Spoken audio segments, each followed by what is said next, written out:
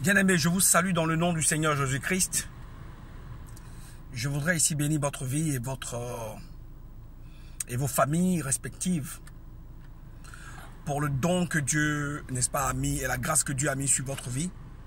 Je voudrais échanger ce matin sur les conducteurs, n'est-ce pas, des brebis, donc les pasteurs, les prophètes, le Christ, les évangélistes, les docteurs et les apôtres. Parce que il n'y a que tous ces serviteurs de Dieu qui ont marché dans l'Ancien Testament ou dans l'Ancienne Alliance, aujourd'hui qui marchent par la Nouvelle Alliance, sont tenus par une chose.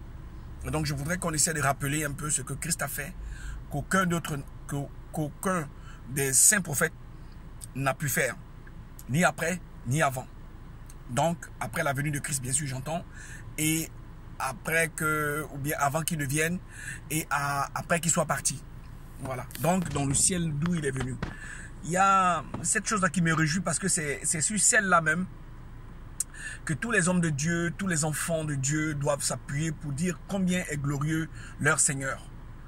Parce que le Christ de Dieu, donc Jésus, le Christ de Dieu, qui est Seigneur et en même temps qui est Christ, Jésus, il a fait une chose qu'aucun prophète n'a fait, ou qu'aucun prédécesseur n'a fait.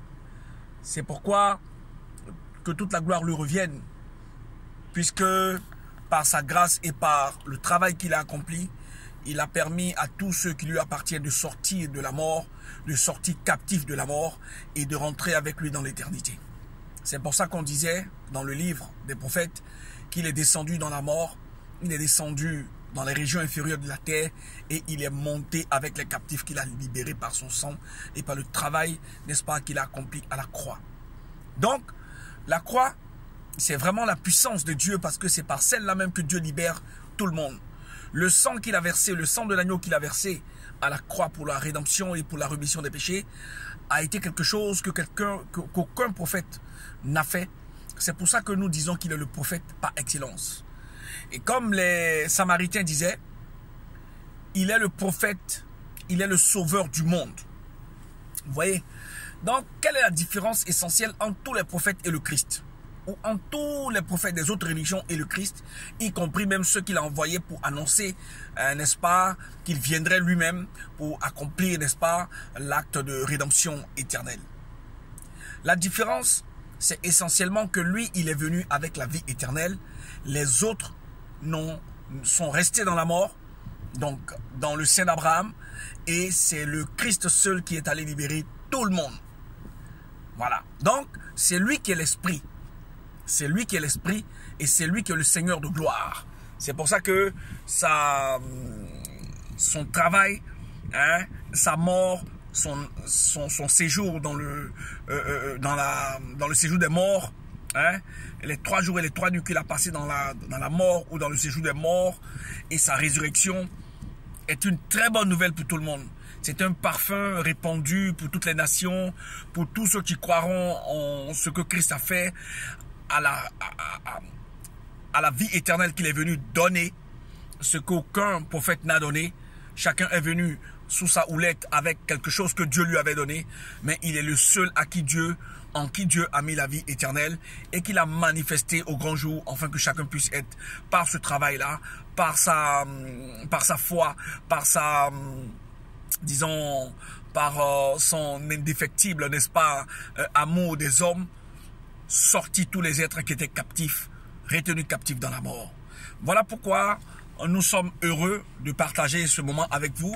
Je crois que c'est le point d'ancrage, c'est le point central, n'est-ce pas, que Christ a accompli parmi les hommes.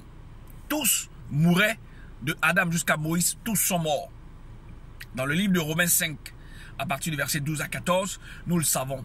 Mais une seule personne va délivrer les morts. C'est le Christ. Et pour délivrer les morts, il était important que lui-même, il mourra d'abord. Ensuite, qu'il passe 3 jours, 3 nuits dans la mort, afin de libérer tous ceux qui lui appartenaient, tous ceux qui ont été retenus par la mort. Et donc, en ressuscitant d'entre les morts, il est monté avec les captifs. C'est comme ça que le travail de Christ a aujourd'hui permis à l'homme d'espérer, d'espérer en la vie éternelle. Donc, pour ma part, en tant que disciple de Christ, en tant que serviteur de Dieu, je confirme et je confesse que le travail de la résurrection, du passage de la mort à la vie, est le plus grand travail que Dieu n'ait donné à un de ses serviteurs, donc le Christ de Dieu, qui est le soleil le vent. La Bible déclare dans le livre de 1 Jean 5, 10 à 12, que Dieu a donné la vie éternelle aux hommes, mais que cette vie éternelle-là est en son Fils Jésus-Christ, le Christ de Dieu. Donc, c'est lui seul, par lui et en lui, par son travail et par cette repentance-là, que vous pouvez avoir, n'est-ce pas, la vie. Et comme il est saint, vous devenez saint. Voilà. Et vous avez avec lui, n'est-ce pas, la gloire qu'il a eue, c'est-à-dire la vie éternelle qui est promise. Donc, Christ revient pour vivre, n'est-ce pas, le millénium, les 1000 ans avec tous ceux qu'il a aimés et tous ceux qui l'ont aimé. Et ensuite, nous vivrons dans l'éternité. C'est pourquoi, premièrement, les morts en Christ ressusciteront. Et ceux qui sont restés sur la terre pendant que Christ revient, ceux-là seront transformés. Ils auront le même corps de gloire, donc le même corps christique que Christ a manifesté, que Christ avait eu sur la terre.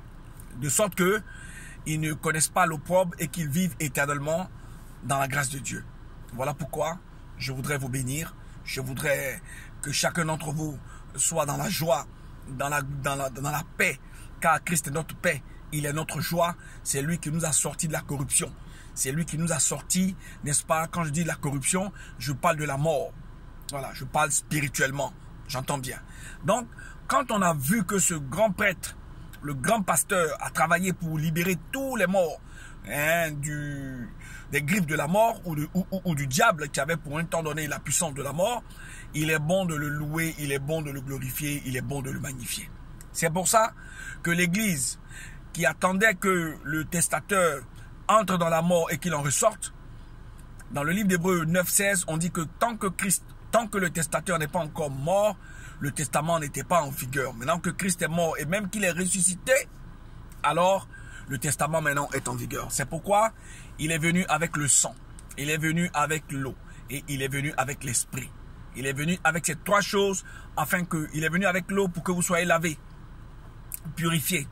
Il est venu avec le sang pour que vous soyez pardonnés, que vos péchés soient pardonnés. Parce que c'est avec le sang qu'on pardonnait les péchés, même dans l'ancienne alliance. Sans effusion du sang, il n'y a pas de pardon de péché.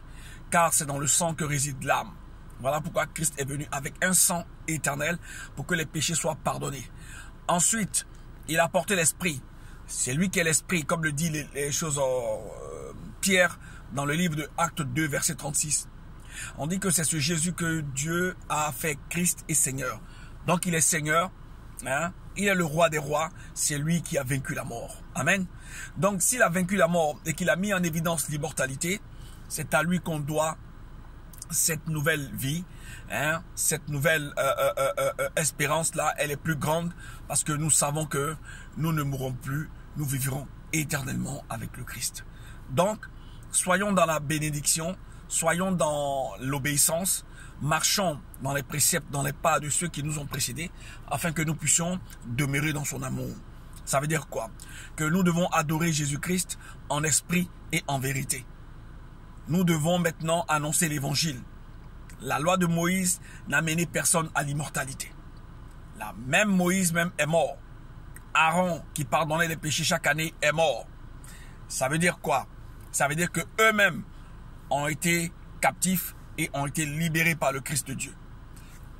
Voilà pourquoi je bénis votre vie. Ne soyez pas dans la rébellion, ne soyez pas, n'est-ce pas, n'endurcissez pas votre cœur. N'endurcissez pas votre cœur, car le Seigneur de gloire vous aime. C'est pour ça qu'il est descendu de son trône pour vous apporter ce qu'il a de plus précieux, c'est la vie. C'est des choses qui ne s'achètent pas. Venez avec, n'est-ce pas, avec votre cœur, un cœur contrit, sans argent, ni rien pour acheter, ni bourse, mais vous recevrez gratuitement la vie éternelle qui a été manifestée dans le Christ de Dieu Et c'est ce que nous vous apportons. C'est ce qui est la bonne nouvelle. C'est ce qui est l'évangile. Christ est venu avec l'évangile pour que tout le monde sorte de la mort. Et ceux qui entendent ces paroles, qu'ils n'endurcissent pas leur cœur et qu'ils se confient en Dieu, car ils ne seront pas déçus. Car le Seigneur a sorti le Christ de la mort et il nous sortira également. Il nous a également aussi sorti de la mort. Et tous ceux qui comprennent ce message, qui entendent ce message, qui veulent donner leur vie à Jésus-Christ, afin qu'il y fasse, n'est-ce pas, résider son nom, afin qu'il y fasse résider son esprit, pour que eux aussi, comme nous soyons un avec lui, et que lui qui est un avec le Seigneur, nous soyons tous un, et que nous soyons dans l'amour pour l'éternité. Je vous bénis dans le nom du Seigneur Jésus-Christ. Amen.